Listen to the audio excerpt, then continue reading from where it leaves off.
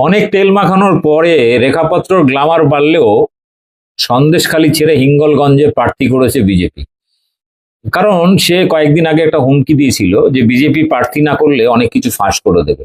জানি না সেগুলো কি আছে, তবে এই মুহূর্তে রেখাপাত্রকে সন্দেশখালিতে প্রার্থী না করে হিঙ্গলগঞ্জে প্রার্থী করাতে হিঙ্গলগঞ্জের যারা বিজেপির পুরনো আদি কর্মীরা রীতিমতো পার্টি অফিসে ধর্ণা বিক্ষোভ শুরু করেছেন, এবং তারা কেন চাইছেন না রেখাপাত্রকে সেটাও কিন্তু তারা জোর গলায় বলছেন।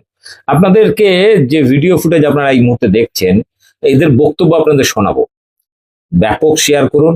আর বিজেপি যেখানে যেখানে প্রার্থী করেছে প্রতিটা জায়গায় বিক্ষোভ হচ্ছে, কারণ সারা বছর তৃণমূলের মার খেয়ে বা চোখ রাঙানি উপেক্ষা করে যে সমস্ত বিজেপির আদি কর্মীরা তাদের নিজের এলাকায় কাজ করছিলেন, তাদের মধ্য থেকে কোনো প্রার্থী না করে বাইরে থেকে এই সমস্ত প্রার্থীদের করার পেছনে নারী গঠিত এবং আর্থিক কেলেঙ্কারির অভিযোগ তুলছেন বিভিন্ন জায়গায়।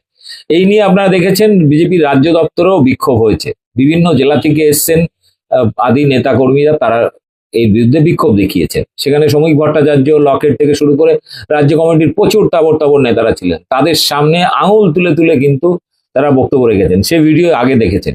এবার দেখুন রেখাপাত্রকে সন্দেশখালিতে যার জন্ম, যার আন্দোলনের ভূমি, সেই মেকি আন্দোলন থেকে হিরোইন তৈরি করে দেওয়া, পোস্টাল গার্ল বানানো বিজেপির সেই রেখাপাত্রকে হিঙ্গলগঞ্জে যখন পাঠানো হলো প্রার্থী করে, সেখানকার বিজেপির নেতাকর্মীরা কি বলছে। ভিডিওটি ব্যাপক শেয়ার করুন।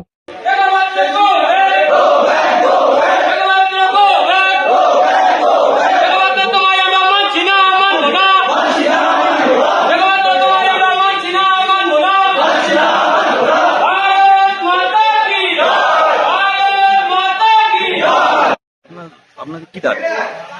আপনার দাবি? দাবি আমাদের হিঙ্গলগঞ্জ বিধানসভার ভূমিপুত্রকে আমরা প্রার্থী হিসাবে চাই। বহিরাগত রেখাপাত্রকে আমরা প্রার্থী হিসাবে চাই না। অবিলম্বে তাকে অভিযোগ করানো। এই নিয়ে আপনারা কোথায় এসেছেন, মানে বিজেপি আগে কোথায় এসে? বিজেপির পার্টি অফিসে, সল্টলেকে, রাজ্য পার্টি অফিস সল্টলেকে।